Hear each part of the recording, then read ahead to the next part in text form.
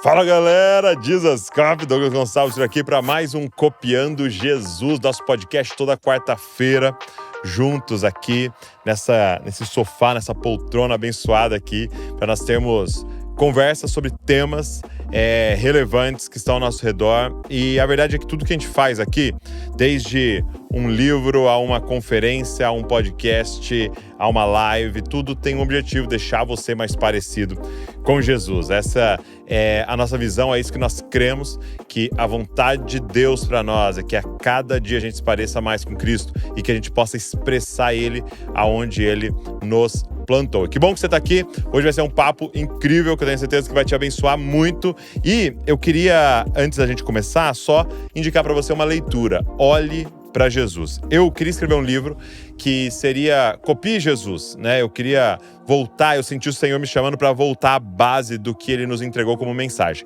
Mas eu decidi escrever um livro do como copiar Jesus. Copiar Jesus não é simplesmente pegar uma lista de regras e começar a fazer. Copiar Jesus é olhar para um homem que está vivo e ser tão fascinado pela beleza de Deus em Cristo Jesus que você vai começar a ser transformado à imagem dele. Você sabia que você é resultado daquilo que você contempla? As pessoas que você olhou ao seu redor te formaram ou até te deformaram. E como viver uma verdadeira transformação? Contemplação. Olhe para Jesus. Você quer dedicar sua vida a olhar para Jesus? Está aqui um manual para isso. Então eu queria que você pedisse. Está aqui o link na descrição. Pede que a gente entrega na sua casa. E todo livro, todo curso, tudo que você faz aqui no Desascope, você está nos abençoando para continuar esse movimento. Então é uma forma também de sustentar o movimento, beleza? Então tá aqui o link. Pede o seu que a gente entrega para você aí. Vambora pro podcast de hoje. Tem muito pra gente conversar. Bora!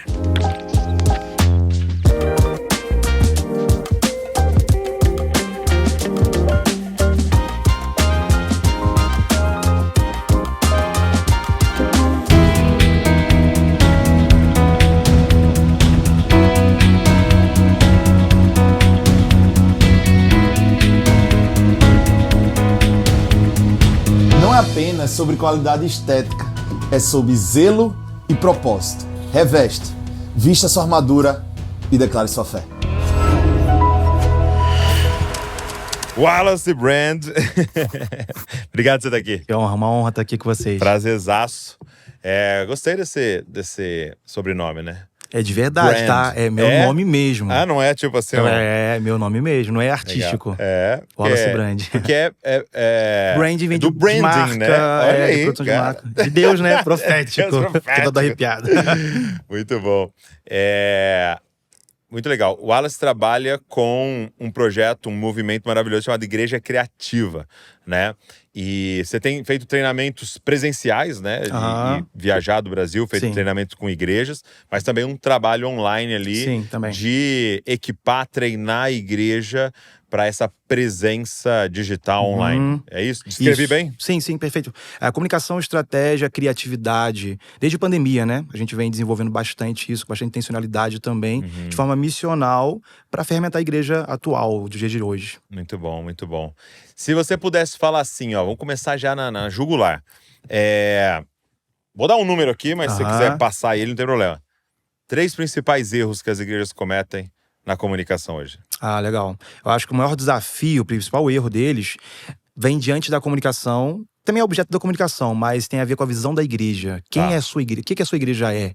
O que ela... E não digo nessa forma eterna de pensar a igreja de Cristo, mas a sua igreja local, ela existe por algum motivo. Sim. Qual o propósito da sua igreja? Eu acho que o nosso principal erro, talvez, para iniciar o bate-papo é esse, sabe? 76%, a gente fez uma pesquisa, né? 2.500 pastores. 76% não sabem o propósito da sua igreja local. Para que existe? Então, se eu vou me comunicar, eu preciso comunicar com base em quem eu sou, dessa visão da igreja local, né? Propósito, exatamente. Entendi. Muito bom. E aí a crise começa a partir disso. Se o pastor não sabe quem é a igreja, qual o propósito, o time de comunicação tem que fazer alguma coisa. E aí o segundo erro é começar a caminhar com as métricas do Instagram, por exemplo, que consomem muito a nossa visão. Então a gente olha pra rede social, aquilo que deu certo, que viralizou, naturalmente se torna pra mim um espelho de produção. Eu quero produzir aquilo que deu certo e viralizou, não aquilo que comunica a propósito da minha igreja local. Esses são nossos 2 principais erros aqui. Que legal, muito bom. Então, um desencadeia o outro, né? Sim, um sim. vai gerar o outro. Isso é muito legal o que você está falando, porque realmente uma das grandes questões para nós como Dizascope é nos manter naquilo que é o chamado de Deus. Porque esse trabalho na rede social se torna tentador de você, com as métricas da rede social, querer fazer de tudo, né? Perfeito. Eu até estava com um convidado aqui, a gente estava falando sobre pregação. E ele contou um exemplo que se aplica a muitas coisas, né? Ele falou de quando você vai em uma plantação, e por exemplo, uma vinha, você começa a olhar ali a vinha nascendo e tal, e aí começa a nascer uns brotos. E um cara que era especialista ali falou, ó, tá vendo esse broto aqui? Ele é bom. Ele é saudável e tal. Mas nós vamos ter que cortar. Por quê? Porque ele é bom, mas ele tira a força do principal. Ok. Né? E é muito doido, porque muitas vezes o que a igreja, o movimento está fazendo é bom. Sim. E não é uma coisa imoral, ruim, negativa, mas tira a força do que o Senhor chamou você para fazer. Perfeito. Né? Isso é um grande desafio. Né? A gente está nessa ideia, né, de propósito. A ferramenta que mais se adequa para a gente pensar nisso é missão, visão e valores. Ok. É uma ferramenta de empresa, assim como o calculador é uma ferramenta de empresa.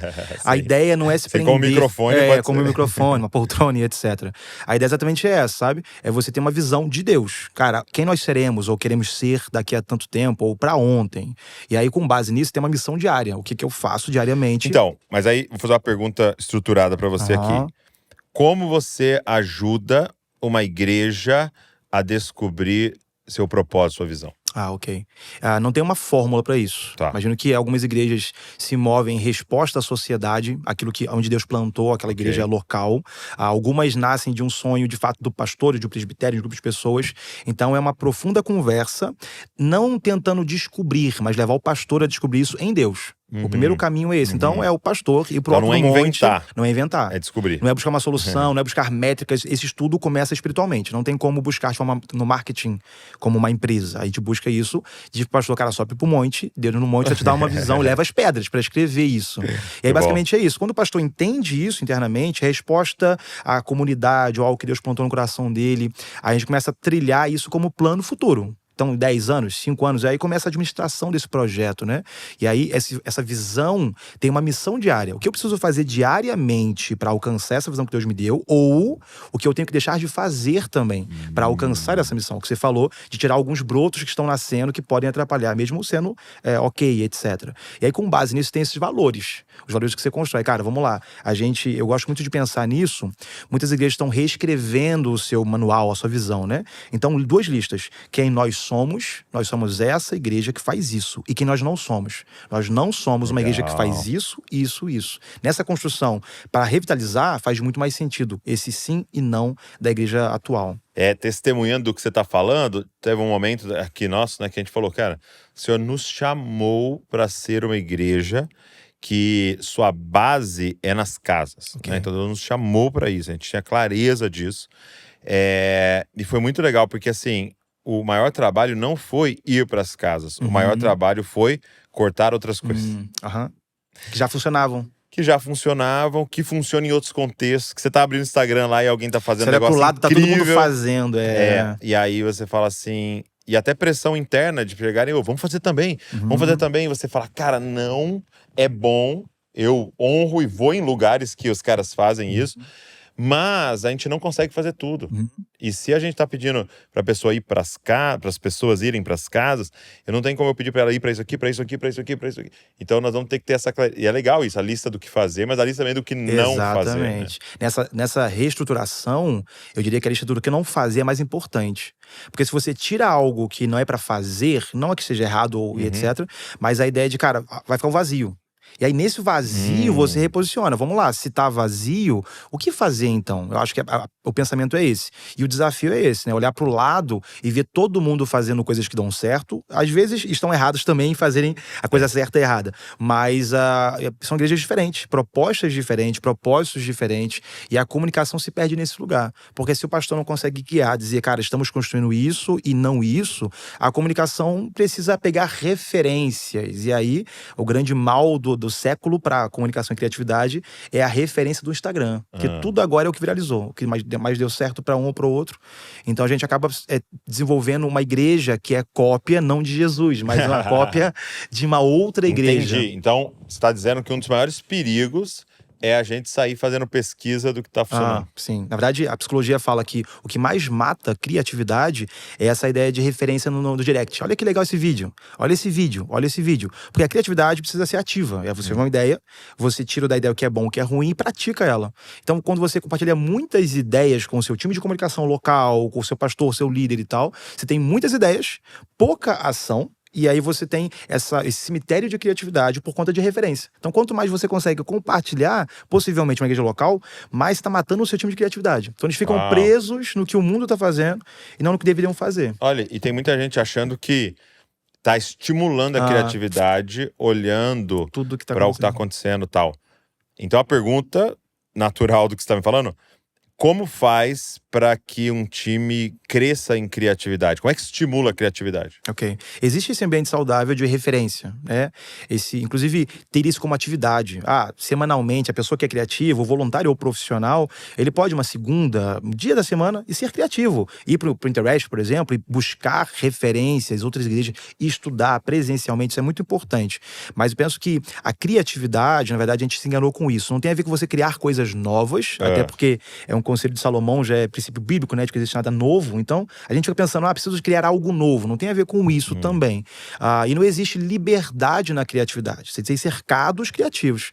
O designer não pode fazer o que quiser, quando quiser. Tem um manual de marca. Ele tem cores para respeitar, tipografia para respeitar. Então, basicamente, esse manual da igreja com propósito, a visão, missão da igreja, vai te levar para esse lugar criativo. Então, ok, eu vi um vídeo na internet que viralizou. E aí, eu posso usar isso na minha igreja local? Sim, desde que caiba nos valores que você precisa proteger e com a sua base de igreja. O desafio é que as pessoas fazem o contrário. Vem um vídeo, pegam totalmente o contexto do vídeo, a ideia do vídeo, mas usando o seu personagem. E aí, ou seja, eu tô contra a igreja do outro, sem mostrar o que a minha igreja é. Esse é o grande desafio. Então, propor criatividade nasce de novo do propósito da igreja. E aí, nasce naturalmente, né? Quando você entende o propósito da sua igreja. Um exemplo, tradicional, pentecostal, church, você tem igrejas que você pode se alimentar. A crise hoje na igreja brasileira, a nível de copiar do outro, é que você tem uma church de um lado, do outro lado uma tradicional. A tradicional quer ser igual a church na comunicação. Entendi. Quer fazer fotos iguais, vídeos iguais, quer pintar a parede só porque a outra pintou e parece que é um método de crescimento de igreja, né? E aí você tem essa onda de copia e cola de igreja para igreja. Isso é uma crise no Brasil. Muito bom, muito bom. Eu vi que a sua formação foi aqui na ESPM. Como é que fala? ESPM. ESPN, porque é o N no final, né? É porque é sigla, é uma sigla, né? É uma sigla. Eu fiz direção de arte. É um curso que, na verdade, eu acho que nem existe mais. É mesmo? Eu fui direcionado por uma amiga, eu era designer já, e uma amiga me falou, cara, não faz designer, faz esse curso, é muito bom. Você era designer gráfico? Gráfico já. Eu sou há 13 anos, talvez. E aí, depois de voltar do contexto missionário, eu fui levado a estudar mais, né? E aí, isso quando você aprendia Photoshop com revista que você comprava na banca de jornal, né? Ei, meu querido, você chegou a pegar uns... que tinha nos Estados Unidos, eu não lembro como é que veio pra cá. Mas eles fizeram uma série For Dummies. Não cheguei a pegar. Que seria tipo para idiotas, né? Bem agressivo o tema. Aí era Photoshop para dummies, né? Tipo assim. E aí, ou seja, era o básico ali. Não, as revistas eram terríveis, cara. Se você pega uma revista de hoje, pra, tipo assim, o que ensinava é horrível. Mas é como a gente aprendeu, não tinha YouTube, né? Eu lembro de sempre falar com o pessoal nos eventos que a gente cometia o pecado de craquear o Photoshop pra poder usar. Você não tinha pretensão de ser profissional, né? Então eu aprendi, direção de arte tem muito a ver com isso, né? Esse contexto de você... imagina um filme de faroeste, por exemplo. O diretor de arte vai ser o cara que vai entender a linguagem, a roupa, a forma de andar, pra passar pra todo o elenco e treinar essas pessoas. Então, basicamente, eu amo humanas, teologia, sociologia, antropologia, e esse contexto me ajuda muito na comunicação, de entender, cara, vamos lá, eu tô numa igreja no Ceará. Como essa igreja do Ceará precisa se comunicar com o Ceará? E aí me dá as ferramentas certas, tecnologia certa, linguagem certa, criatividade certa. Então, por Deus, assim, a gente acertou nessa primeira formação, né? Deu certo demais, mais do que o design em si, né? De estudar o design em si. Isso tem 13 anos já. E aí, design você autodidata, aprendeu sozinho? Então, aprendi por ter essa base muito boa, fui aprendendo, fui desenvolvendo, fui fazendo. A primeira vez que eu fiz uma arte, vamos chamar de arte, né? Para a igreja, era batista tradicional. E era sempre carta de convite, né? Amada igreja, amado pastor, amada juventude. Era um textão para colar no mural da igreja. Eu falei, pastor, eu baixei um programa aqui, o Word Art, que tinha uns textos prontos, assim, cheio de degradê, de tipografia, cara. Falei, se a gente trocar, em vez de botar culto de jovens, básico, botar culto de jovens. Quase entrei em disciplina, cara, por causa disso, sabe? A primeira vez que eu me inseri nesse ambiente de comunicação. Cara, é muito doido, né? Porque eu conto assim que na minha jornada, e eu tô falando isso porque eu também sou apaixonado por design gráfico, né? E trabalhei com isso por um período. Algumas coisas se misturaram que eu não conseguia entender onde que elas iam se conectar, né? E eu era apaixonado por design gráfico, mas eu fui fazer a formação e me formei em psicologia. E aí, um estudante de teologia, de berço, de casa, tal, assim, muito estimulado com isso. Então, assim, eu tinha essa psicologia, eu tinha essa teologia e autodidata também, lendo os livros e tal, design gráfico. E eu falei, meu Deus, né? Cara, Deus faz onde é que vai encontrar? coisas, e aí, cara, o Dizascope foi, assim, a intersecção dessas coisas, assim, de uma forma muito linda. E aí eu lembro, quando a gente chamou a galera da Sociedade Bíblica e falou assim, poxa, a gente queria muito fazer uma Bíblia, né? Aí eu mandei pra eles a capa. Então eu tinha feito uma capa, né, cheia de coisa e tal. E aí o cara falou assim pra mim, o diretor, um dos diretores lá, falou, seguinte, eu vou tentar mandar pra diretoria, o board lá, né? Eles vão fazer uma reunião, porque a gente nunca fez uma capa assim. A capa é preta, né? Marrom, tal, a máximo a branca ali com dourado. E aí eles enviaram e, para nossa surpresa, aprovaram. E aí a gente fez tal. E foi muito legal que depois de anos o diretor veio e falou assim, cara, você não sabe, mas vocês abriram o caminho para um segmento hoje no mundo da Bíblia, hoje no Brasil, né? A capa colorida com leão e tal se tornou algo assim, muito difundido no Brasil. Mas é isso, era assim, o início de você pegar, cara. Porque qual que era o meu coração naquela época? Era, como é que eu faço um jovem ter, assim, um prazer, através do design, de levar aquele livro pra faculdade, pra escola e tal. E hoje, esse final de semana, um amigo falou assim, cara, eu conheci o Dizascope pela Bíblia primeiro, e ele falou... E era muito doido que eu chegava na igreja com a Bíblia, todo mundo me perguntava, de onde que é isso? De onde que é isso? Né? Então é interessante o poder do design, da comunicação, né? Sim. Pra gente espalhar a mensagem, né? Se você olhar para o Brasil hoje, grandes movimentos, grandes igrejas, né? Cara, o pastor está sempre envolvido demais. Você tem pastores de igrejas que cresceram, que são publicitários, movimentos. A Dizascope, por exemplo, é um reflexo disso, né? Então você tem essa conexão de quanto que é importante comunicação para esse tempo, uma ferramenta tão importante, né? Design. E a beleza, porque o design, no vídeo, na fotografia, tudo tem design, fala dessa beleza, né? A proposta de ser belo. Eu acho que isso é bem legal, assim, para essa temporada. E aí, contra isso, tem a igreja que... Eu penso criatividade como uma resposta a problemas que você enxerga. Então, você, na comunicação, enxerga um problema e, como design, você é criativo para resolvê-lo. Penso que o nosso chamado em criatividade tem a ver com isso, né? O chamado, desde o Éden, de cultivar uma cultura, né? De perpetuar uma cultura. E o desafio é esse. A gente está se acostumando tanto a nos distanciarmos da fonte de criatividade, Deus enquanto fonte, uma vida devocional apaixonada. E aí, quando a gente vai criar uma resposta, ou a gente vai ser só chato e crítico para criticar tudo que acontece na igreja, ou quando vai pensar numa resposta, não é algo que Deus te deu, é algo que você viu o outro fazendo, deu certo. Então, nosso desafio é esse. Eu vejo esse chamado de expressão, né, de pensar em resolver problemas e externalizar a beleza de Cristo. Só que, se você não conhece o que é belo, você não tem respostas criativas. Esse é o nosso problema.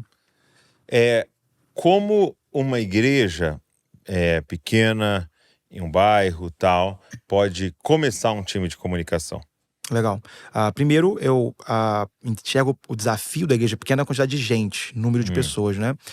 Eu acho que pensar em comunicação é pensar além do Instagram. Inclusive, o conselho que eu dou para muita gente, às vezes 150 membros, 100 membros, nem faz muito sentido ter Instagram, por exemplo. Nem faz sentido. Porque o Instagram não vai ajudar você localmente com uma igreja bairrista, uma igreja menor, uma região específica, né? Então eu acho que a comunicação na igreja local, ela vem apoiando o pastor a documentar e transmitir, treinar a igreja, a comunicar a igreja, por exemplo, sobre a visão da igreja, o propósito da igreja. Então o primeiro passo seria isso, fazer um manual da igreja, quem nós somos, pensar nesse tipo de coisa, desenvolver material de treinamento para líderes, voluntários e etc. Segundo ponto seria desenvolver canais de comunicação. Existem ainda no Brasil cenários onde o folhetinho vai funcionar muito mais do que rede social. Okay. Então, às vezes, a comunicação focando uma igreja pequena, uma cidade, um bairro pequeno, focar em criar materiais criativos, designs bonitos e conexão digital, um QR Code, um vídeo no digital, para fazer evangelismo, porque boa parte da comunicação que se pensa na igreja local hoje tem a ver com o evangelismo, né? Imagino que o pastor tem interesse também, de forma local, que a sua igreja expanda com o número de pessoas sendo salvas, né? Então, o desafio é esse, pensar outros canais de comunicação, não ficar preso talvez no Instagram. E aí, se você consegue alimentar de vez em quando ou sempre fotografia, fazer vídeo e etc. Mas a dica que eu dou mais assertiva é essa: pense em comunicação. Como as pessoas chegam na tua igreja? Bom. Qual o canal que as pessoas chegam na sua igreja? Elas chegam por convite. Fortaleça isso. Crie material para que os seus membros consigam convidar os seus amigos da sua faculdade, do seu trabalho. Você vai ser muito mais assertivo no relacionamento do que na mídia digital.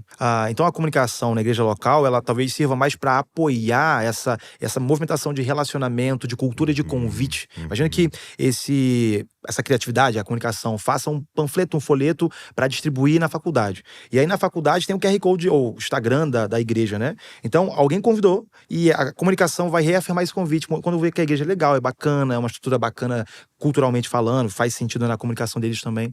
Então acho que tem muito a ver com isso, sabe? Não talvez pensar em a comunicação trazer gente para a igreja, mas a comunicação fortalecer aquilo que já traz gente para a igreja. No Brasil, por exemplo, na verdade, acho que essa métrica é mundial, mas 80% das pessoas que vêm para a igreja é relacionamento. Algum amigo, né? 1%, 1,2% é rede social. Então, se a igreja pensa, né, cara, eu preciso de uma comunicação que fortaleça esse evangelismo local. Então, a comunicação olha para onde vêm as pessoas, a pergunta principal. De onde elas estão vindo? E aí, o processo de comunicação se baseia a partir disso. Muito legal. Eu vi um amigo compartilhando algo que eu nunca tinha parado para pensar. A gente fala muito dessa questão assim, né? E a gente aqui fala muito disso. O prédio não é a igreja, nós somos a igreja. O prédio não é a igreja, nós somos a igreja. E aí ele fez uma pergunta interessante. Ele falou assim, então qual é o Instagram da igreja? E aí eu falei, @família de Zascope. Ele falou, não, então disso que a gente está falando, nós somos a igreja, cada um do Instagram das pessoas aqui é o da igreja, vamos dizer assim. Se nós somos a igreja. E aí ele falou disso, assim, por exemplo, e aí olha aqui, que é criatividade, né? E são coisas simples. Pô, eu tirei foto, eu coloco lá num banco de imagens e mando o link no grupo da igreja. Ó, gente, fotos do domingo, né? E aí eu vi um site que os caras colocavam e você entra lá, você põe a sua foto, ele reconhece todas que você saiu. Legal. Cara, aí você pode pegar as suas e você prático. postar, domingo foi incrível. Porque quando a igreja posta domingo foi incrível, né? A igreja mesmo tá falando, né? Agora, quando outros falam, nossa, domingo foi muito legal, poxa, domingo foi muito... culto de jovens foi muito legal, tal. Aí um amigo vai poder aparecer e falar, cara, eu vi que você colocou lá, onde que você vai? Onde que era aquele lugar? Eu vi que tava tendo música lá e tal. Então, só que tudo isso aí é você pensar, né? É você parar, você criar essa cultura, né? Desenvolver, treinar as pessoas.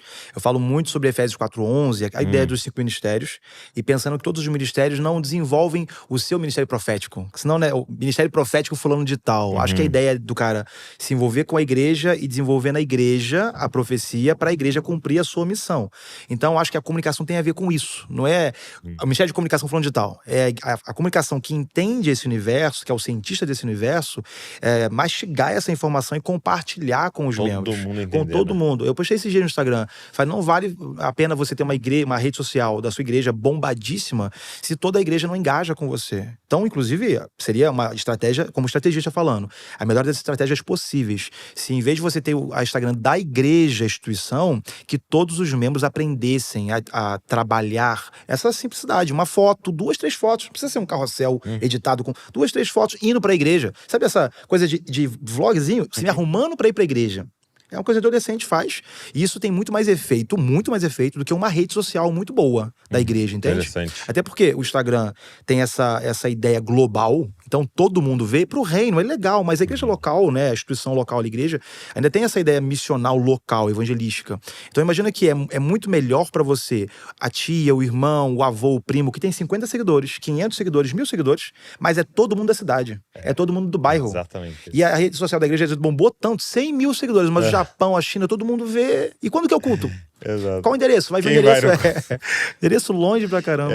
É engraçado que saiu uma pesquisa lá das maiores contas de igreja no Instagram, né? Aí o Descobre tava, você lembra, Nath? Que posição que tava lá? Era 10º, sei lá. Eu não lembro, mas assim, tava lá entre os 10 primeiros, né? E a gente ficou assim, cara, que loucura, né? Porque a gente tá em Bragança Paulista e não tem 2.000 membros a comunidade aqui, né? E, tipo assim, tinha igrejas lá, tipo, o número 1 acho que era Universal, sei lá. Então, assim, você vê que é exatamente o que você tá falando. Lógico que a gente encara isso como você pode ser um testemunho para fora, né? Você pode, as pregações, tudo tá acontecendo aqui, você pode compartilhar para fora e pessoas serem abençoadas por isso, né? Mas, de fato, o trabalho com a igreja local precisa ser muito bem pensado, porque é o que você falou, às vezes você tá dando tudo para fora e não tem efeito aqui, né? O pastor não vê resultado localmente, que é um chamado da igreja local, né? 80% da igreja do Brasil, elas são igrejas pequenas. 200 membros ou menos. E a crise é essa. 80%? 80%. A crise é essa. Algumas igrejas no Brasil são grandes igrejas. Né? Ou grande de expressão digital, por exemplo. Como o caso que você citou, né? Cidade pequena, uma igreja com menos de 2.000 membros, mas uma expressão, cara, mundial. A crise o pastor da igreja local, pequena, olha pra isso e acha que isso é natural. Só que, cara, tem que fazer isso. 3% de igrejas que tem mais de 2.000 membros. As megas igrejas, etc. E aí entra essa percepção, cara, qual é a minha porção para esse tempo?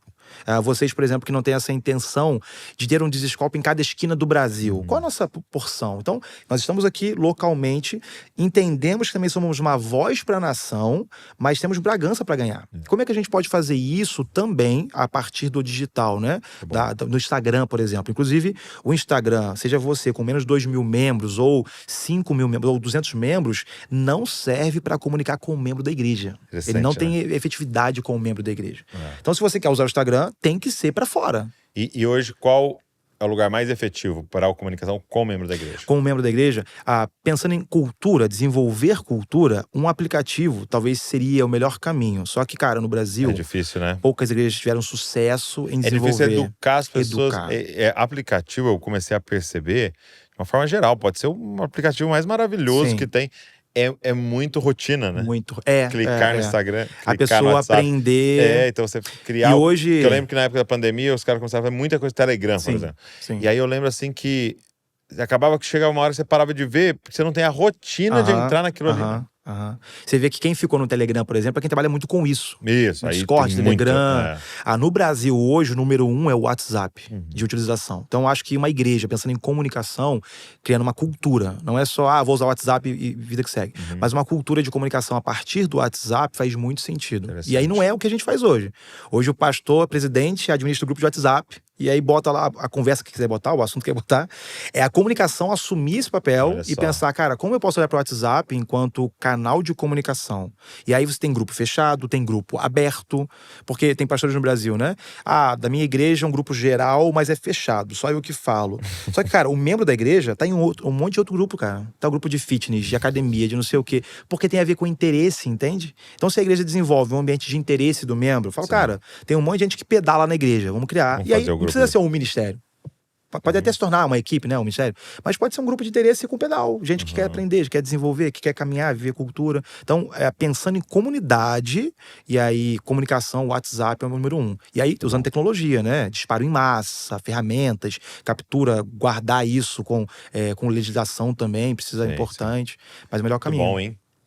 E é muito louco o que você tá falando, porque você começa a incluir outras habilidades e até mesmo outros profissionais na missão, né?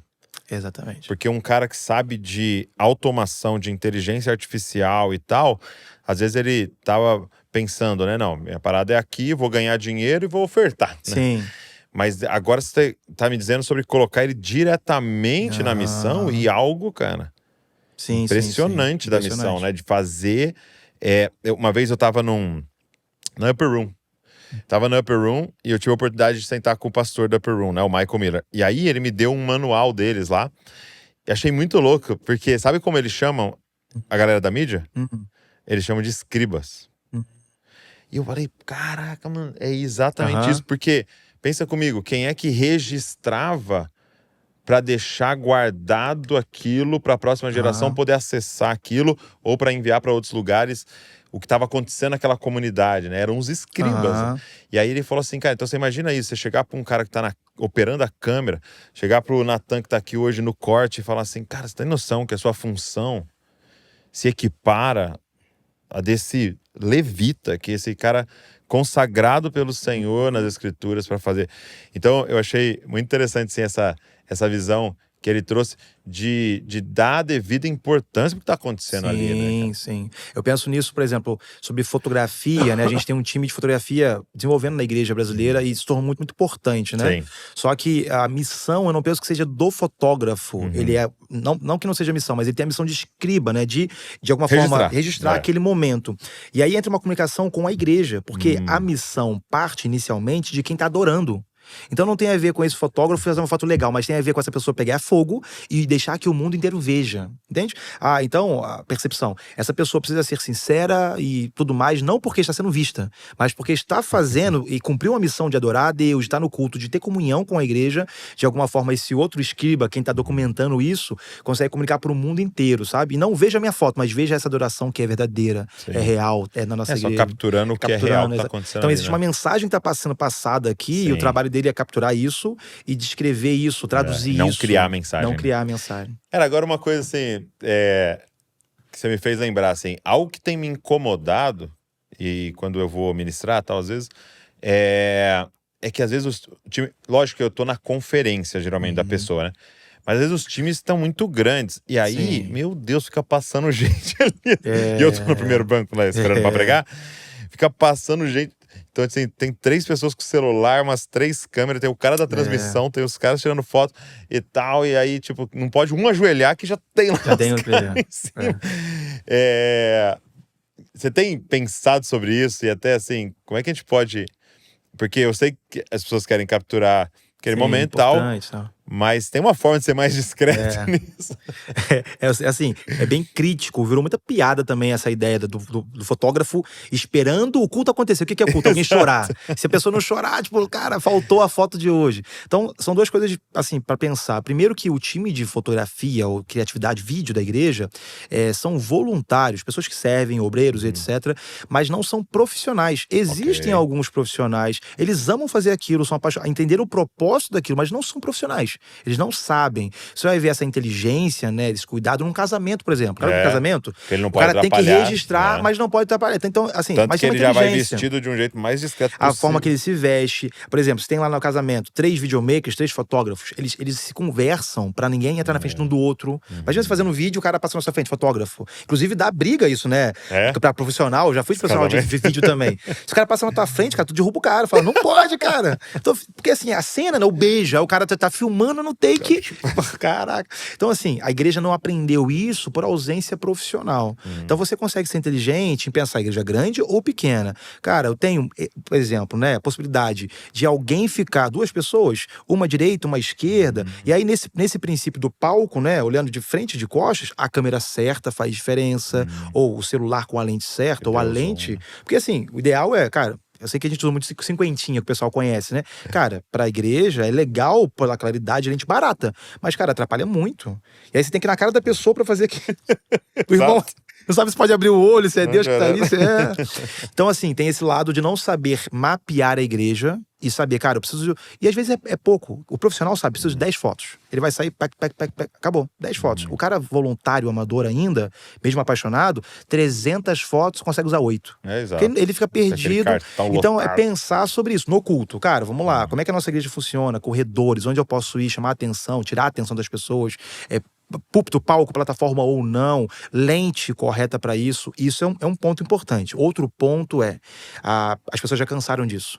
Tanto quem é cristão, eu defendi muito isso. Gente, como assim? Não é, o culto é um lugar secreto. Não é, eu não acho que seja, porque o culto é comunitário. O lugar secreto é na sua casa. Tem alguém vendo. Exatamente. Com a foto ou sem foto, tem alguém a sua vendo. intimidade com Deus é no seu quarto lá. Então, assim, é diferente. Todo mundo, a gente adora nessa perspectiva, né? Eu sou visto, eu também estou vendo uns aos outros. Então, esse é um ponto importante que eu sempre defendi. Mas pensar que, cara, as pessoas cansaram da igreja, de tanta exposição, quem tá fora também, cara. Porque o que é o culto, basicamente, pra quem não conhece? É aquilo, louvor, o dízimo e oferta e pregação.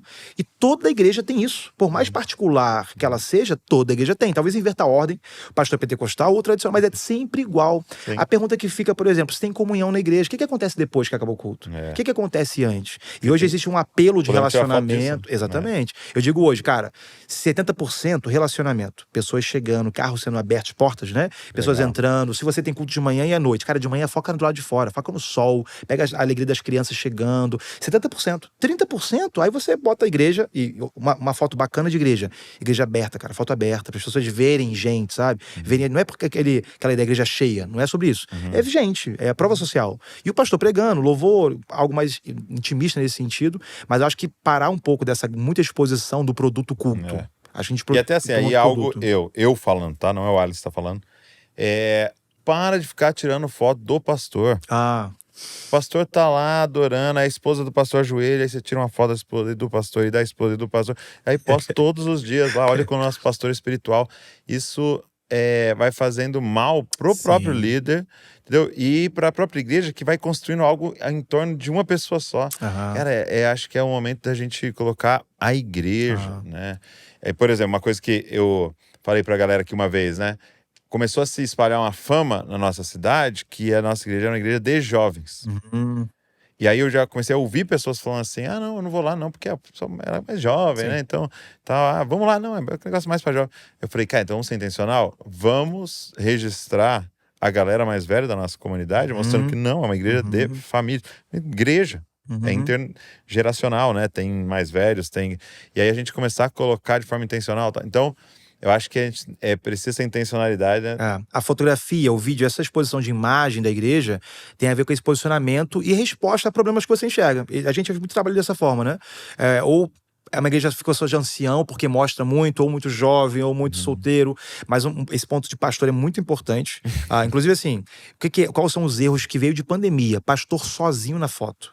Cara, você não sabe se a igreja tem gente ouvindo ou não. Não tem prova social, sabe? Entendi. Cara, pessoas estão cultuando. Porque tá fechadinho. Fechadinho no pastor. Cara, pensa em pastor, a foto aberta, pessoas ouvindo o pastor de costas. E, de fato, menos foto, principalmente, aí eu expandiria isso, né? Não só de pastor, mas microfone. Gente que tá no púlpito, microfone na mão, só o louvor. Tem igrejas, cara, tu olha o Instagram, a perfil, é só ministério, sabe? Só louvor, o irmão da oferta, o pastor. Então acho que isso é mais comunitário, mais gente, mais vida, mais... Claro que você vai respeitar o processo da sua igreja, compreendendo, a minha igreja pessoal é muito tímido, não pousaria pra uma foto. Então tira foto escondido. Entende um lugar onde você pode ficar? Estacionamento, pega as pessoas chegando, relacionamento. A gente tem muito crise como essa, igreja da família. E aí toda foto é alguém sozinho. Não tem uma família, sabe? Se abraçando, o filho com a mãe. Entendi. Então, isso é muito natural, assim, claro pra gente entender. Só que na hora de praticar isso, parece que o time se afasta um pouco dessa ideia. Muito bom. Cara, interessante. Agora, a gente entrou num tema aqui, você falou, né? No time de comunicação você tem muito, de vez em quando, profissionais e quase que 99% voluntários e tal. E nesse tema, voluntários, né? E você fez uma postagem que pare de chamar voluntários para a igreja, né? Para servir na igreja. Tá, mas se eu parar de chamar voluntários, como é que faz essas pessoas servirem na igreja? Já tá ruim de gente, né? Se eu não chamar... Já tem pouca gente. Mas como é que faz para criar essa cultura de... E eu não vou nem chamar de voluntariado, mas uma cultura de servir na igreja? A gente tem falado bastante sobre isso, cultura do serviço, né? Entendendo principalmente que tem a ver não com a pessoa servir na igreja, mas servir a Deus, acima de e qualquer lugar que ela estiver. Então eu sirvo na igreja, na faculdade. Então a nossa ideia com essa movimentação, né, falar sobre isso, tem a ver com a pessoa entender, cara, é uma transformação de DNA, assim como de vida. Ela nasceu de novo e necessariamente, eu sempre digo, né? Ela não tem opção de servir. Ou ela serve para a glória de Deus ou serve de mau exemplo. Uau. Então, ela vai servir. Ou o pastor olha pra ela e fala, cara, aquele cara lá serve muito bem, é um voluntário, um obreiro, ele serve pra Deus. Ou não, serve de mau exemplo, não faça como ele tá servindo de mau exemplo. Então, a perspectiva é, todo mundo nasceu de novo, cara, tem coisas que são embutidas como regra na vida da pessoa. Como, por exemplo, existe a possibilidade de a pessoa nascer de novo e não estar envolvida com o corpo de Cristo? Igreja no lar, na instituição, não tem como. Ela tem que estar junto. Entendi. Tem que estar ceiando, tem que estar em comunhão com as pessoas. Pastor, me converti e amo Jesus, mas não vou à reunião da igreja. Não quero contato com ninguém. Não quero contato com ninguém. Não tem como, ele não vai crescer, se desenvolver. Sim, então, faz o sentido. serviço vem para esse lugar de fundamento. De, cara, eu nasci de novo. Tem como eu não servir? Então, não é opcional, porque o desafio é essa jornada que o crente faz, o cristão, o novo convertido, né?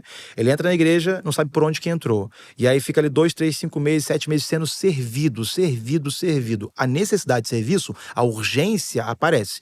Nessa urgência, o pastor, aí entra a crise, né? O pastor, pessoal, preciso de ajuda no Ministério de Comunicação. Tá. Pessoal, preciso de ajuda no louvor. Então, se é possível eu dizer sim ou não para ajuda, o cara vai virar um consumista. Ele prefere ficar sentado e não servir a sua igreja local. Então, eu penso que nesse processo de jornada, de onboard do novo cristão agora, convertido, ele precisa aprender como servir. E por que servir, não ser convidado para servir, sabe? É como se não tivesse voluntários. Tá todo mundo obrigado. Então, exatamente. O primeiro estágio desse cara, eu penso assim, exatamente esse, cara. Você não tem opção.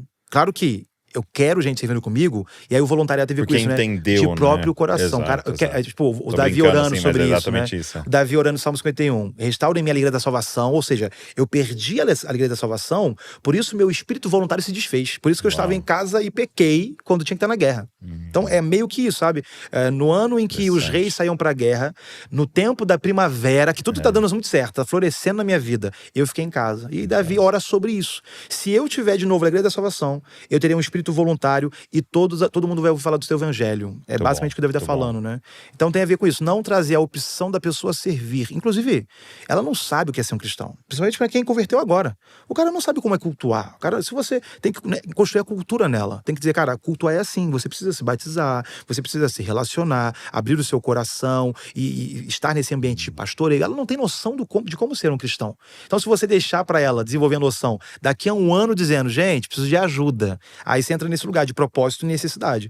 Você não tem mais propósito no serviço, você tem necessidade. E aí... E é interessante que eu vi um pastor uma vez falando qual a diferença entre a família, até era um pastor americano, e eles adoram fazer tudo com a mesma letra, né?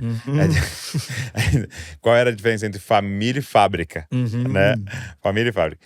E a diferença é que na fábrica você tem uma vaga e você acha uma pessoa para a vaga. Então, eu preciso de alguém na linha de produção. Então, eu vejo alguém lá que consegue e põe ele. Então, é isso que você tá falando, né?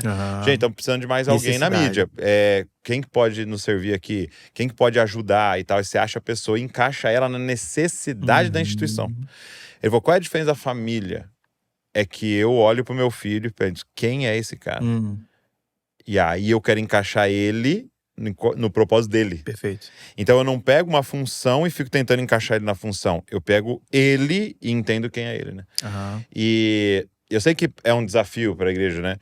E eu creio que tem esse período de servir de uma forma muito geral. Sim. Gente, vamos lavar banheiro. Bora lavar banheiro. Não precisa ter nascido para lavar banheiro, né? Mas nesse processo de eu servindo em inúmeras coisas, eu preciso descobrir cara, qual é o dom dessa pessoa? Desenvolvê-la nesse sentido. Às vezes vai ter que criar um ministério. Sim, total. Vai surgir um ministério, né? Que nem a Nath tá aqui.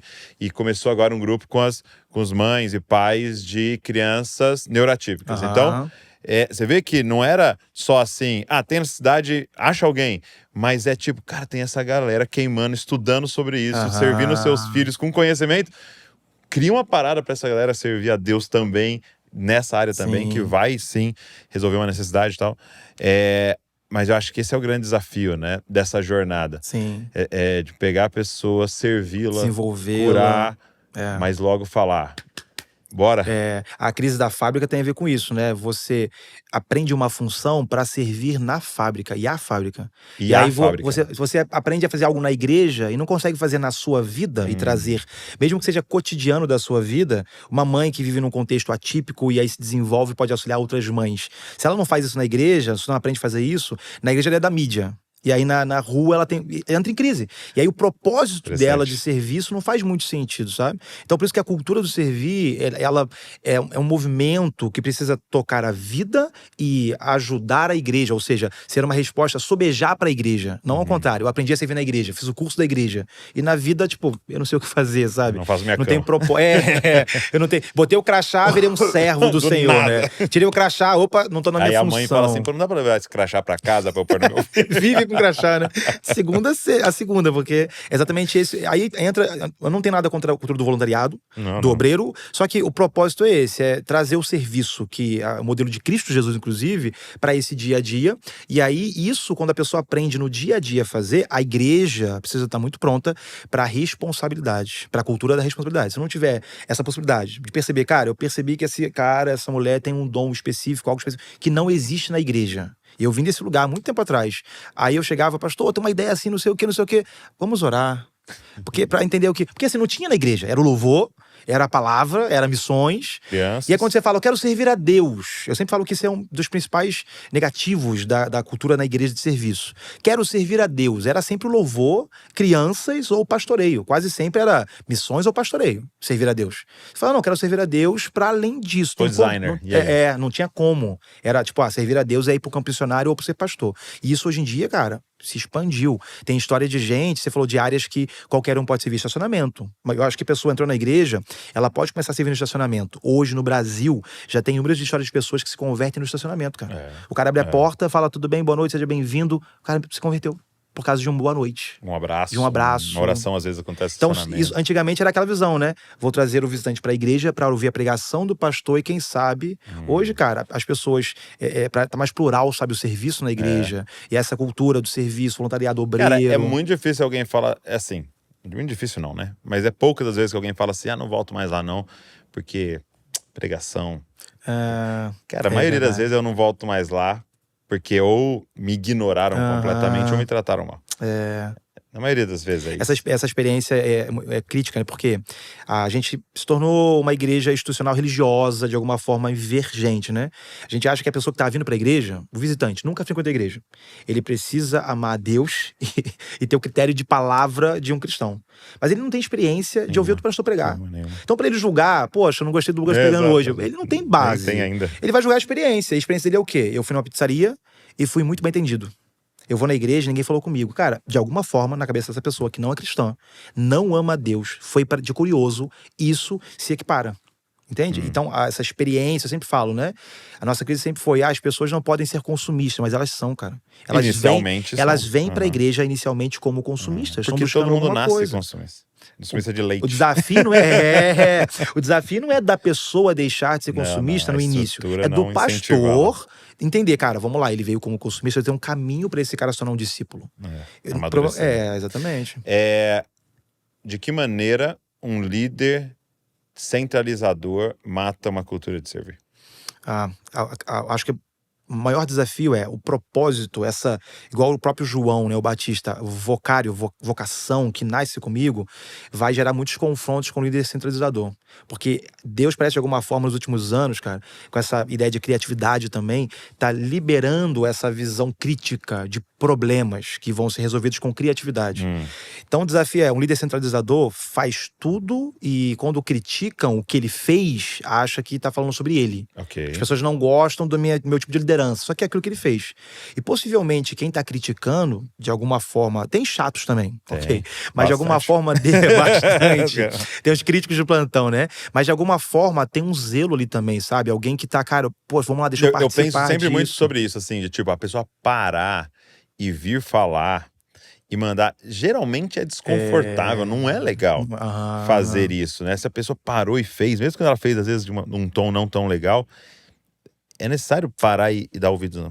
A necessidade agora desse líder talvez seja, primeiro, entender que tem gente servindo com ele. Ele não é um cara que vai gerenciar tarefas ou executar coisas. O líder pastoreia gente. O líder é uma inovação nossa, é muito moderno o líder, né? Mas a ideia bíblica é pastoreio. Então a gente está ali para desenvolver gente, talvez para cuidar de gente, guiar gente. E o desafio do líder centralizador é entender, cara, vamos lá, pode ser que for maturidade, essa pessoa me falou ou falou para outro mal do que eu fiz, ou criticou. Cara, eu tô vendo um problema aqui. Talvez ele não tenha a maturidade de fazer um plano junto. Pastor, eu vi um problema aqui, ou líder, vi um problema aqui e tenho essa solução. O que você acha disso? Seja muito maduro isso, né? Talvez não tenha isso. Então, vi um problema aqui, não sei o que, só o chato. Vamos lá, meu irmão, ok, eu ouvi você. Você consegue desenvolver um plano para isso também? Porque se você me trouxer um plano, vai ser só problema, me ajuda a pensar sobre isso. Como eu disse, eu sofri muito na igreja quando adolescente, porque era muito criativo. Okay. Então, pastor, vamos... Inovação, porque era louvor, pregação, missão.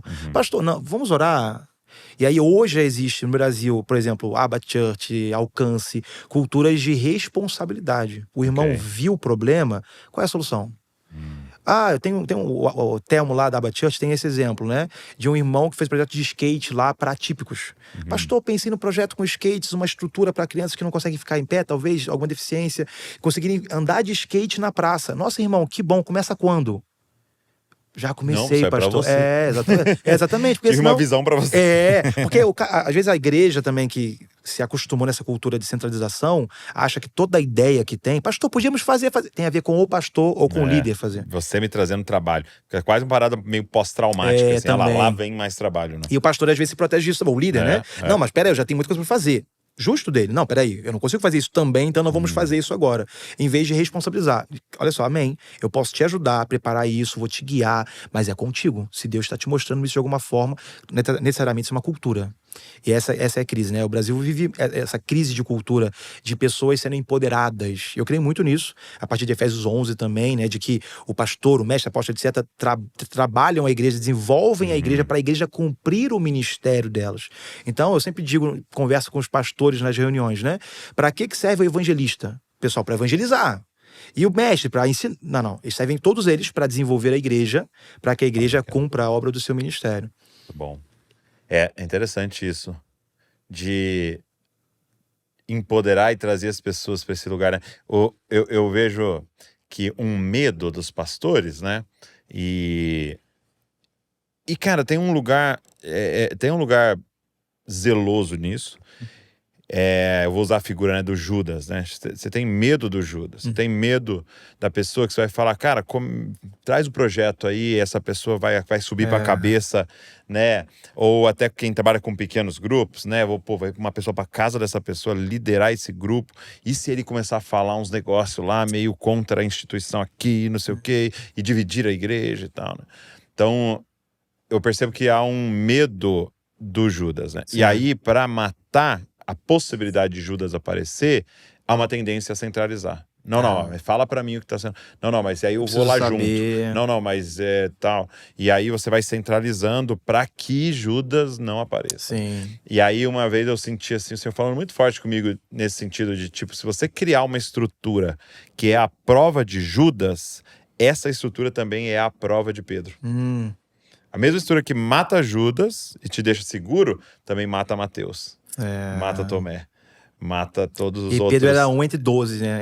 E Judas era 1 entre 12. 1 para 12. Então, assim, de fato, isso que você está falando, de começar a empoderar pessoas, vai surgir um Judas. Vai dar problema. Mas a esperança, meu querido amigo líder, é que é 1 para 12. De um Judas que vai surgir, vai dar um problema em das iniciativas. 11 vão fazer coisas, cara, incríveis para a glória de Deus, e você vai ver o reino avançando. Judas não conseguiu parar o reino. O que Judas começou, morreu ali, né? Morreu com ele. E o que Pedro começou, não. O que os outros começaram, perpetuou. Tem essa grande diferença. A gente sempre sabe que a ideia de igreja é gerar igreja. A igreja gera igreja, né? Mas o Brasil, a gente vive muitas divisões traumáticas, muitos líderes, assim, feridos, pastores. E é muito crítico porque muita igreja que o rebelde saiu, cresceu muito, cara. também, entende? É. Então, assim, a gente falando de Judas, ok, uma figura muito pesada de fato e real. Negativa, assim. Só que tem muita gente que vai falar, o Judas que saiu. Mas não, o Judas cresceu, cara. Entende? O Judas que as pessoas chamam, Não, então, né? mas é interessante. É, exato. Que a Entende? pessoa Então, assim, chama. a figura. É porque o pastor bota. Mas não era nem um não Judas, era o Judas. né? Era, na verdade, algo que Deus estava Que Deus tava gerando e alguém não enviou, né? Então, esse é o ponto. Eu acho que o pastor hoje, atual, ele tem que se considerar esse mentor pastor. E eu sempre falo isso na cultura do servir. O pastor, ele começou, acho que tem uma métrica para isso, 80 alguma coisa, não tenho certo agora, mas o pastor, 86%, ou 76%, o pastor gasta de tempo com ovelha e não com líder. Então, quando o pastor senta com o líder, é com a ovelha líder. Ele senta para falar do problema da ovelha, não do desenvolvimento do líder. Então ele gasta muito tempo com ovelha, não pensa no líder. Eu acho que esse pastor moderno tem que conseguir conhecer a sua equipe, os seus liderados, a ponto de entender, cara, esse cara vai servir a minha unção o resto da vida. Esse cara pensa diferente de mim. E provocar essa separação bem, né? antes do tempo. Falar, cara, vem cá, eu percebi que você na mesa, você me honra, não é desonra, não é rebeldia, mas você tem sempre ideias saudáveis de forma diferente de fazer o que eu tô fazendo. Eu quero pedir você, me dê o seu coração por 1 ano, 2, 3, 5 anos, para que daqui a pouco eu possa te enviar. E você vai fazer a sua coisa. Só que eu preciso que você passe por esse processo. Cara, é extremamente saudável. Nossa, isso. maravilhoso. E aí você tem esse cara que você percebe, essa pessoa vai servir a nossa unção, igreja, instituição ali, a missão pro resto da vida. Mas tem gente que, se a gente percebe isso antes, sabe? O problema do pastor é esse, ele quer, o líder centralizar tanto, quer matar esse coração, que é um chamado de Deus, para aquilo que Deus chamou, que é diferente, cara. Eu conheço muitos pastores assim, de coração, que vêm chorando, tristes, que foram abandonados ou que abandonaram. Cara, eu sempre amei, eu sempre me dediquei a vida inteira, 20, 30 anos, quando eu abri o coração, falando, cara, eu preciso fazer algo, sabe, que Deus me deu de planta. Não pode. Tipo, se você sair, você é rebelde, sabe? Então eu acho que tem esse lugar de cuidado aí, né? Eu tava assistindo o seriado A Casa de Davi. Uau. Chegou? Sim, as 2 temporadas. A segunda temporada? Sim. E é muito interessante, eu nunca tinha parado pra pensar tanto, né? Em Jonatas. Né? Sim. Porque a Bíblia fala que ele se torna o melhor amigo de Davi, e que eles se amavam profundamente, uma amizade, uma aliança muito profunda. E, cara, que coração de Jonatas de falar assim, ok, Deus ungiu ele. Porque o trono era dele. Eu era o próximo. A sucessão, né? E você olhar e falar assim, cara, Deus escolheu esse menino e claramente Deus tá com ele e esse menino tem um coração para isso e o reino de Deus irá avançar mais com ele no trono do que eu. Cara, isso é muito desafiador. É necessário verdadeiramente a gente tá querendo ver o reino de Deus e não o nosso projeto. Então, sabe, você fala assim, cara, não tem a ver com o movimento dos Ascop, tem a ver com o reino de Deus. E se algo vai fazer isso avançar mais, cara, faça, vai. Se você estando lá, no outro, vai ser melhor, vai. E tá, é desafiador, né, cara? Desafiador, abrir mão é desafiador, né? A gente começou a construir coisas muito pra nós, assim, né? E assim, a gente se perde nisso. Porque dá certo, vai dando certo. A igreja vai crescendo. Eu sempre tento provocar isso na nossa mente, né? Coisas que crescem pra cima, às vezes podem ser um Torre de Babel. A proposta da igreja é crescer pro lado, né? Uau. Então, às vezes a gente tá crescendo muito e estamos se tornando famosos, mas parece mais como uma Torre de Babel do que uma igreja. É um grande desafio. Você falou sobre isso há pouco tempo, sobre essa ideia de poder, né? A gente precisa aprender a ser uma igreja de novo, uma liderança cristãos, novamente, sem sede de poder, né? Que lidera como Jesus, né? Você percebe que uma coisa pra mim muito forte ali em Jesus é que ele não estava, entenda o que eu vou falar, né? Ele não estava treinando auxiliares. Ele estava treinando substitutos, né? Então ele estava dizendo, eu vou e vocês vão continuar. Então, sabe, às vezes a gente fica a vida inteira e tem um fulano ali, você fala, esse é o meu braço direito, esse é o meu braço direito, esse é o meu braço direito. E às vezes tem alguns que foram chamados para não ser só braço direito, eles têm chamado para dar uma continuidade, plantar uma igreja, né? E é muito forte Jesus falando, ó, vocês vão e vocês vão em meu nome. E eles mesmos vão fazer estavam obras maiores confusos com isso, né? Eles mesmos ficavam, cara, como assim? Porque até então era um grande mestre que guiava os seus eu vou discípulos. ficar aqui do seu ladinho. É muito confuso, novo pra gente. Acho que a gente tá nessa temporada, assim, sabe? De uma igreja despertada pra esse grande envio em massa, essa grande construção. A gente tem falado muito sobre isso, sobre uma liderança, sabe, cabeçuda, no sentido de, cara, preparada, pronta, antenada. E hoje não tem mais a ver com onde você tá. Se tá numa grande cidade ou numa cidade pequena. Cara, se tem um cara de Deus lá que pensa sobre isso, igreja forte, com gente servindo de forma, sabe, de coração entregue, você faz um barulho, cara. Você tem grandes igrejas no Brasil hoje que estão em cidades pequenas, como vocês aqui também, uma cidade pequena, mas que conseguem construir algo muito novo, muito futurista, né? Talvez pensando assim, mas que faz um grande barulho. Faz um grande barulho. Muito bom. Quais são... você citou o Telmo, né?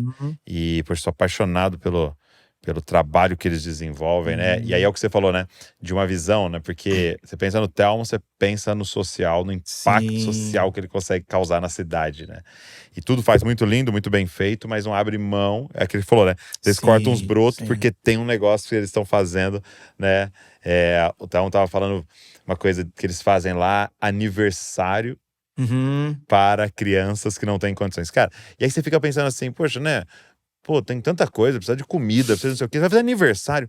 Mas, cara, uma hora eu parei pra pensar, eu falei, o que significa pra alma de uma criança um grupo de pessoas em um buffet cantando e celebrando a vida dela? E excelente, cara. É excelente demais. Assustador. O espaço, cara. Tipo assim, os meus filhos talvez não tenham tido uma festa como aquela, né? O espaço é maravilhoso. Deixa eu fazer uma festa pro meu filho. Me empresta aí.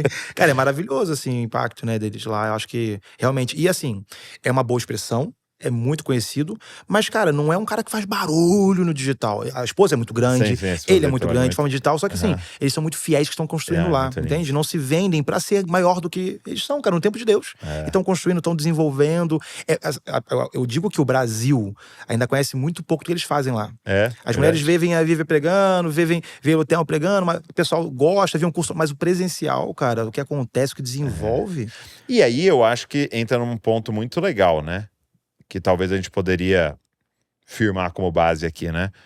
O seu presencial tem que ser mais legal que o seu digital, né? Porque é terrível você ver uns negócios lindos no Instagram, você chega lá e fala, poxa... Só isso? Mas e aí? Eu acho que é uma coisa pra nós pensarmos. Precisa ser vivo, né? Precisa ser real. Não pode ser propaganda enganosa. Maquiado, né? Porque pra gente não cuidar de falar de algo vivo, parecer cultura pentecostal. Porque existe não, tradicional que é vivo, isso, entende? Eu digo na pandemia, por exemplo, o pessoal começou a entrar em crise porque fotografia legal parece que é da church, porque tem luz, não sei o quê. Mas existe beleza, cara, na parede branca e tá tudo certo, sabe? Só você precisa primeiro amar a sua cultura. Porque parece que a crise não é nem de quem tá vindo, é do cara que tá na igreja falando, eu queria que fosse preta a minha parede também. Então, se o real, o amigo Felipe Levac fala muito sobre isso, né? Existem coisas que só acontecem no presencial. Então você tá no digital, é maravilhoso, o digital é incrível, a foto é incrível, o vídeo é incrível, mas o presencial, cara, você tem que estar aqui com a gente, sabe? E a cultura da igreja local, comunicar isso sempre. Cara, você tá vendo a foto, legal, você tá no YouTube. É só um gostinho pra chamar pra algo. Cara, vem pra cá que tá incrível, sabe? Não é se você quiser, vem pra cá, cara, tá incrível aqui, sabe? Então acho que tem muito a ver com isso, comunicação pra esse tempo também. Meu amigo, obrigado.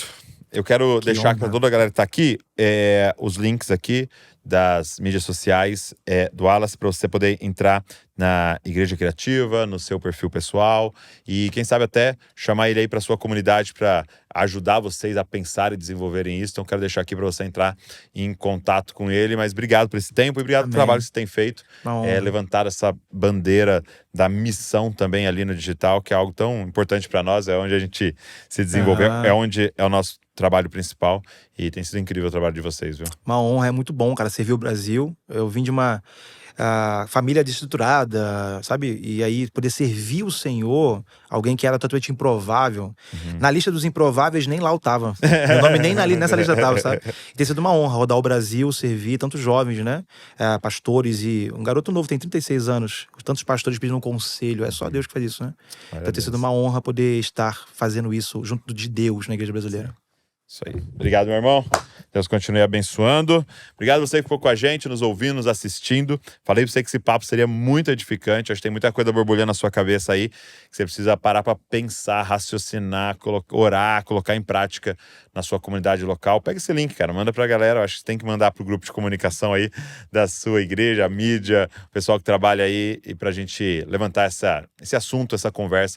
Vai ser muito bom. Deus abençoe você e não se esqueça, você é uma cópia de Jesus. Valeu. Quantas vezes nos tornamos apenas consumidores do Evangelho? Consumimos pregações, podcasts, louvores, cultos no nosso conforto e nos frustramos quando não é como queremos. Mas seguir Jesus não é consumir, é responder com a própria vida. A salvação não termina em nós, ela transborda, alcança outros e gera discipulado. E é sobre isso que queremos falar na conferência Lidere com Jesus. Faça sua inscrição agora. Tô aqui para agradecer você que está sempre aqui com a gente no podcast Jesus Copy. Eu espero que você tenha sido abençoado pelo nosso canal e eu queria te fazer um pedido. Será que você poderia se inscrever aqui no canal? A gente pega às vezes as estatísticas, a gente sempre vê que tem um grupo muito grande de pessoas que assiste, mas não é inscrito. Quando você se inscreve, é uma forma gratuita de você dizer, ó, isso aqui é relevante e nos ajudar a alcançar mais pessoas. É uma forma maravilhosa de agradecer se você é abençoado pelo movimento Jesus Copy. Agora, tem mais uma forma de você poder abençoar tudo que está acontecendo aqui. É se tornando um membro aqui do canal Jesus Copy, é se tornando um Jesus Copies, né? E você pode, então, ser membro, você vai estar contribuindo financeiramente para toda a equipe que está por trás aqui trabalhando, produzindo conteúdo para mais pessoas se parecerem com Jesus. Então, se você pode fazer isso, vai estar abençoando muito o movimento Jesus Copy. Então tá aqui, é só você clicar e se tornar um membro do nosso canal Jesus Copy. Deus abençoe você.